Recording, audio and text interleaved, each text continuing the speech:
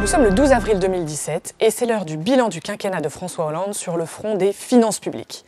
Bercy publie ce matin le programme pluriannuel de stabilité.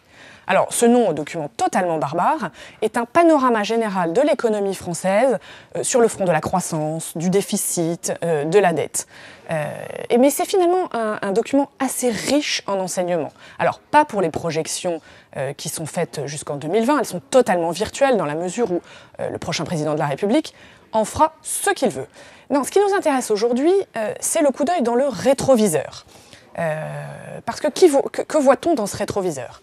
On voit qu'aujourd'hui, à l'heure où nous nous parlons, au jour où nous nous parlons, le déficit de la France n'est toujours pas revenu sous la barre des 3%. Alors, pour mémoire, en 2012, le candidat François Hollande prévoyait que la France respecte son engagement européen en 2013. Alors, évidemment, ça nous rappelle un autre fait, c'est que la France a dû négocier 2 fois auprès de ses partenaires européens des délais pour ramener son déficit sous la barre des 3%. Alors, ce n'est pas sans conséquence, ces négociations. Un pays qui n'est pas exemplaire en la matière, voire qui bidouille un petit peu avec les règles, est forcément affaibli et la crédibilité de sa parole affaiblie sur la scène européenne. C'est un peu dans cet état que la France est aujourd'hui au sein de l'Europe. Le problème, c'est que le résultat n'a pas été à la hauteur de tout ça.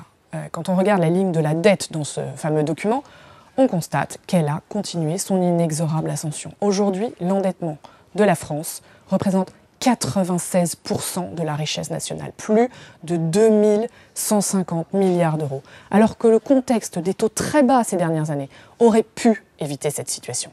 Voilà, la conclusion qu'on en tire, c'est que finalement, François Hollande ne lègue pas un cadeau à son successeur.